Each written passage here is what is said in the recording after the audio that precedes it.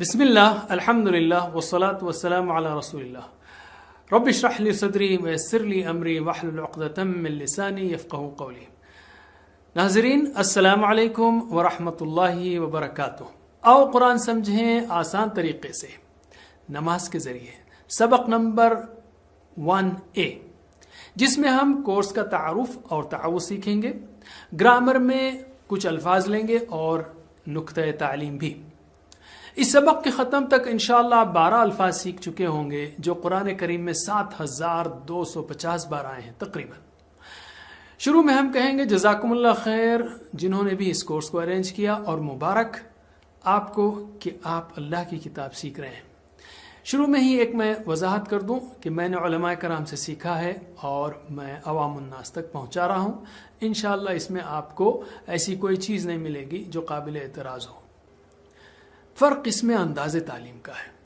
یہ کورس مختلف کتابوں کے مطالعے کی بیس پر بنایا گیا ہے، مثلا ہند و پاک، بنگلہ دیش، انڈونیشیا، امریکہ، انگلینڈ سے جو کتابیں عربی سیکھنے کی متعلق شائع ہوئی ہیں ان کو ہم نے ریویو کیا ہے۔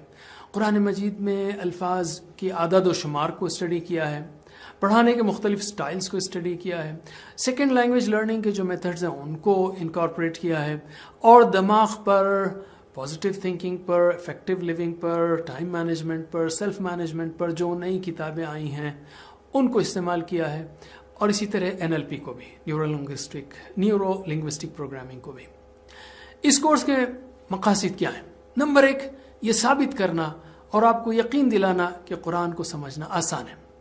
قرآن کو سمجھنے کے لیے سب سے پہلے الفاظ کو سمجھنا ہے، تو پہلے ہم الفاظ کو لیتے ہیں۔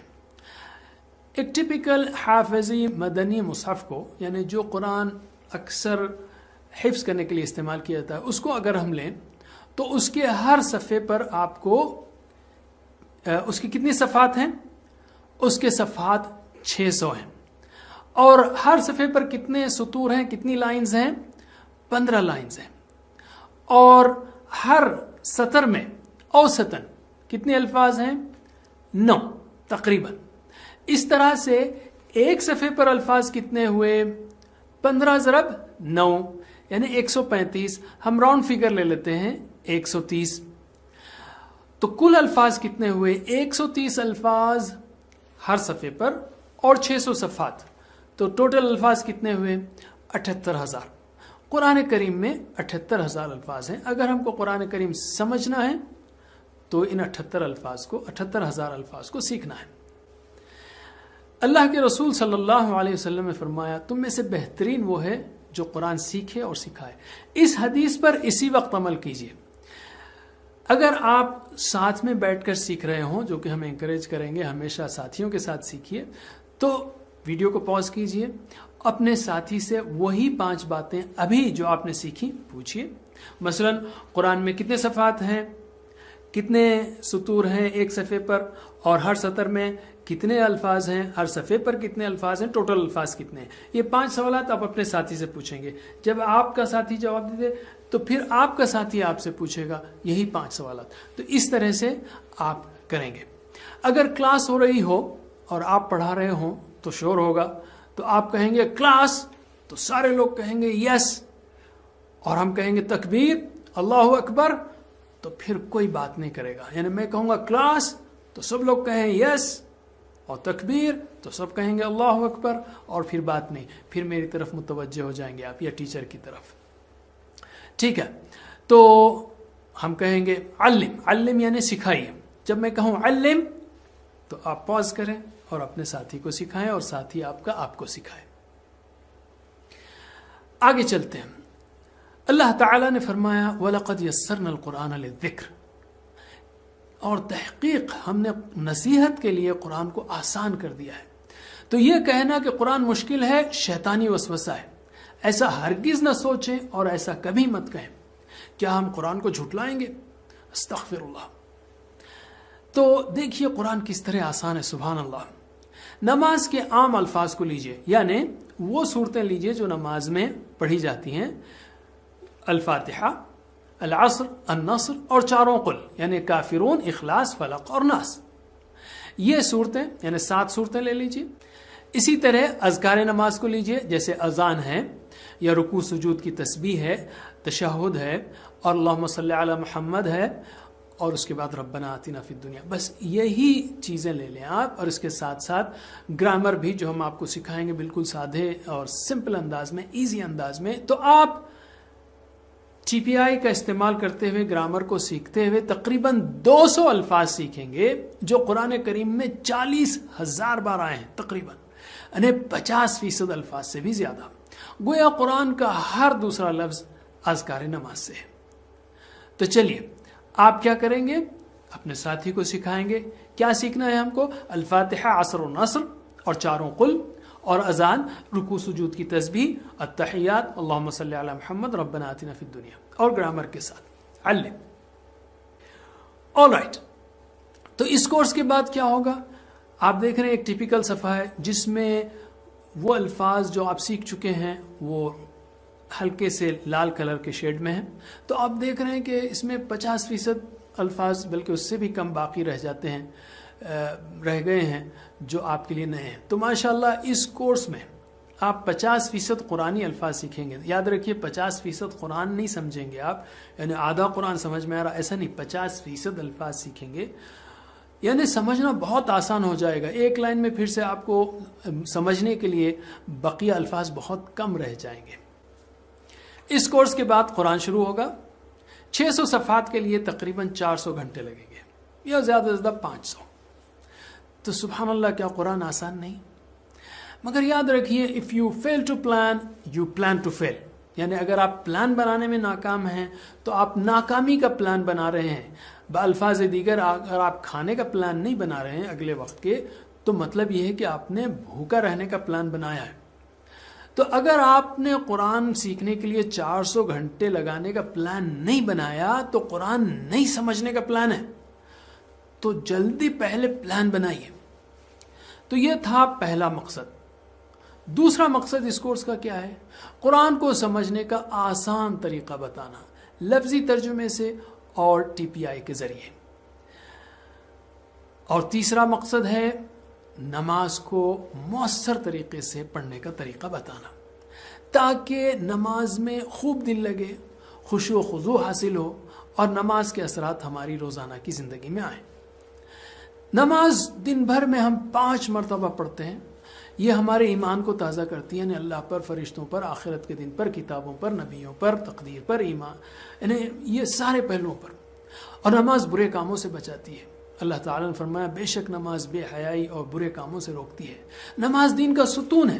نماز میں روزانہ قرآن سے یاد دہانی کرائی جاتی ہے. تو اگر ہم نماز صحیح پڑھیں گے تو پوری زندگی درست ہو جائے گی. اس لیے ہمارا تیسرا مقصد نماز کو مؤثر طریقے سے پڑھنا ہے.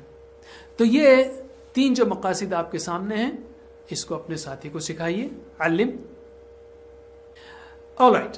چوتھا مقصد ہے قرآن کو زندگی میں لانے کا طریقہ سمجھانا. اور یہ ہے کہ پہلے آپ سٹڈی کریں، اس کے بعد جب بھی آپ پڑھیں تصور اور احساس کے ساتھ پڑھیں، اور دعا، احتساب، پلان و تبلیغ کو استعمال کریں.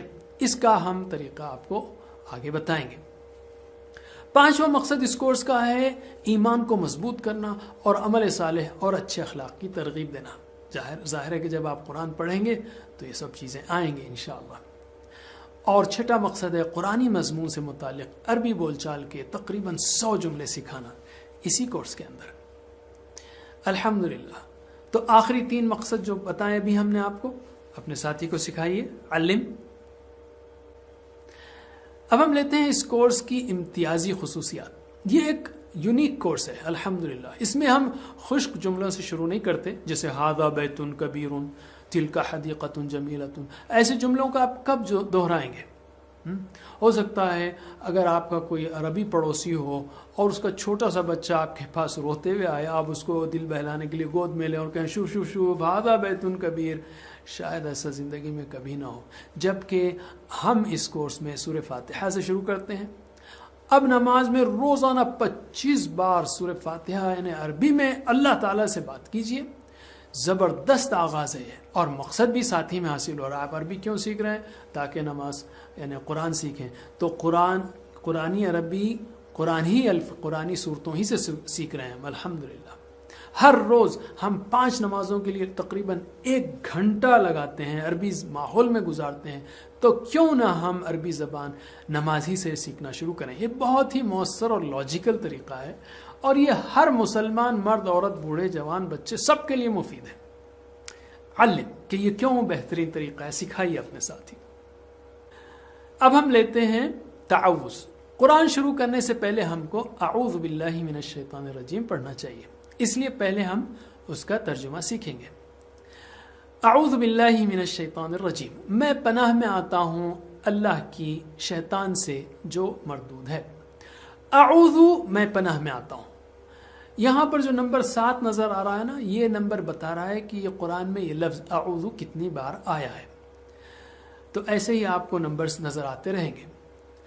اللہ تعالیٰ نے یہاں پر کیا ہم کو سکھایا؟ ہر کام میں پہلے حفاظت کا خیال رکھنے کی تعلیم دی ہے۔ اعوذ، اللہ کی پناہ میں آتا ہوں، یعنی اللہ کی حفاظت میں آتا ہوں۔ سیفٹی فرسٹ، بکل اپ، گیٹ پروٹیکشن۔ کس سے؟ شیطان سے، جیسا کہ آگے کہا جا رہا ہے۔ اعوذ، میں پناہ میں آتا ہوں باللہ، اللہ کی۔ اللہ جو ہے 2500 یا 2500 سے بھی زیادہ بار آیا ہے۔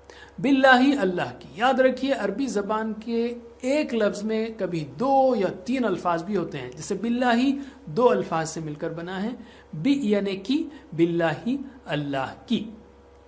میں پناہ میں آتا ہوں اللہ کی، من یعنی سے، من یعنی سے۔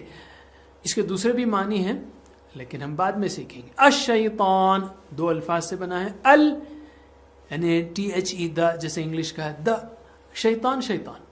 یہاں الشیطان سے مراد ساری جنس شیطان مراد ہے، یعنی ہر شیطان سے میں پناہ میں آتا ہوں۔ شیطان کی جمع شیاطین ہیں، دونوں الفاظ قرآن کریم میں 88 بار آئے ہیں۔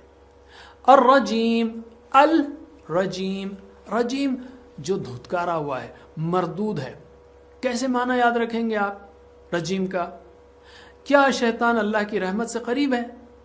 نہیں، وہ تو مردود ہے، دھتکارا ہوا ہے، اس لیے رجیم کا معنی مردود۔ اس طرح سے کانٹیکٹ سے بھی آپ الفاظ کے معنی یاد رکھ سکتے ہیں۔ الگ سے رجیم مردود، رجیم مردود، رجیم مردود اس طرح مت یاد کیجئے۔ الشیطان الرجیم، شیطان جو مردود ہے، مردود شیطان، الشیطان الرجیم، مردود شیطان، اس طرح سے آپ یاد کریں گے تو انشاءاللہ معنی بہتر طریقے سے آسانی سے یاد ہو جائیں گے۔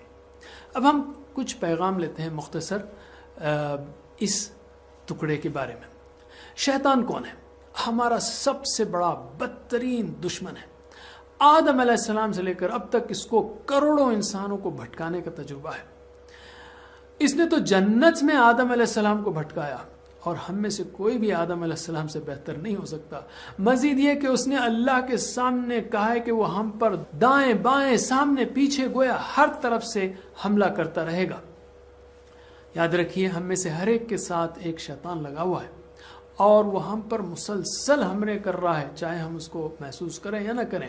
گھر میں، آفس میں، بازار میں، دوستوں میں، موبائل پر، اکیلے میں، ہم اس سے جنگ کی حالت میں ہیں۔ اور شیطان کو نہ ہم دیکھ سکتے ہیں، نہ مار سکتے ہیں، نہ اسلام کی دعوت دے سکتے ہیں، کچھ بھی نہیں کر سکتے۔ اس کا ایک ہی علاج ہے مگر، اور وہ سب سے طاقتور علاج ہے، وہ ہے اللہ کی پناہ میں آنا، یعنی اعوذ باللہ کہنا۔ شیطان نے اللہ کی نافرمانی کی اور وہ دھتکارا گیا، یعنی اللہ کی رحمت سے دور ہوا۔ وہ رجیم ہے، اور وہ چاہتا ہے کہ ہم بھی اس کی باتوں میں آ کر اسی کی طرح ہو جائیں۔ اس کا کام ہم کو جہنم میں پہنچانا ہے۔ ہم نے اس کی مختصر تشریح دیکھ لی، اب اس کو زندگی میں کیسے لانا ہے، کیسے پڑھنا ہے۔ اسٹڈی کے بعد اس کو تصور اور احساس سے پڑھنا ہے، یعنی پہلے اپنے آپ کو غیر محفوظ محسوس کیجیے کہ میں محفوظ نہیں ہوں، شیطان کے حملے میں گھرا ہوا ہوں، مجھے پروٹیکشن چاہیے۔ تو اس احساس کے ساتھ، اور یہ کہ اللہ تعالیٰ عرش کے اوپر ہے اور وہ ہماری سن رہا ہے، بہت قریب ہے، تو ان احساسات کے ساتھ پڑھنا ہے آپ کو۔ اعوذ باللہ من، بھیک کے انداز میں پڑھنا ہے۔ اور یہ دعا ہے، تو اعوذ باللہ من الشیطان الرجیم، تو اس ٹکڑے کے لیے کوئی دعا نکالنے کی ضرورت نہیں ہے، خود ایک دعا ہے۔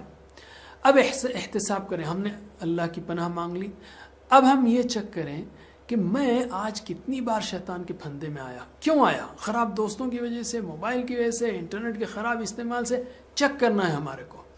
اور اگر نہیں آیا تو الحمدللہ، آیا تو چیک کرنا ہے اور پلان بنانا ہے، صحیح دوستوں کے ساتھ رہنے کا، بری چیزوں کو دور کرنے کا، وقت کے صحیح استعمال کرنے کا، اور اس بات کی تبلیغ کرنا ہے کہ شیطان ہمارا سب سے بڑا دشمن ہے، ہم اس سے مسلسل جنگ کی حالت میں ہیں۔ اس جنگ کو یاد کرتے ہوئے شیطان سے پہلی چیز جو ہے وہ اپنی حفاظت کا خیال رکھنا ہے، سیفٹی فرسٹ۔ کس طرح؟ اعوذ باللہ پڑھ کر۔ کامیاب انسان کی یہ پہلی عادت ہے۔ ہم تعوذ اور سورہ فاتحہ میں 12 اہم عادتیں سیکھیں گے، ہیبٹس سیکھیں گے انشاءاللہ۔ پہلی ہیبٹ کیا ہے؟ پہلی عادت کیا ہے؟ Safety first. کیسے؟ اعوذ باللہ پڑھ کر۔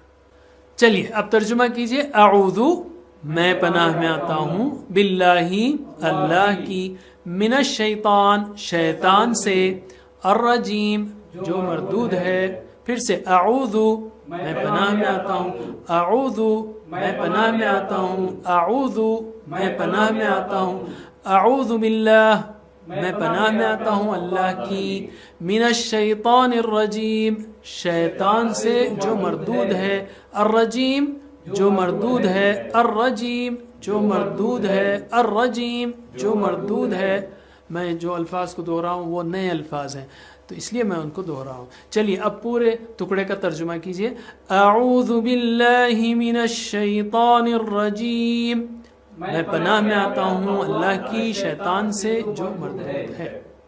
ماشاءاللہ۔ علم، ہر آیت یا ذکر کو ہم اسی طرح پڑھیں گے انشاءاللہ۔ اعوذ باللہ من الشیطان الرجیم آیت نہیں ہے، لیکن اسی طرح ہم ہر آیت کو یا ذکر کو پڑھیں گے۔ اب ہم لیتے ہیں ایک بریک، پھر ہم پڑھیں گے، سیکھیں گے گرامر۔ السلام علیکم ورحمۃ اللہ وبرکاتہ۔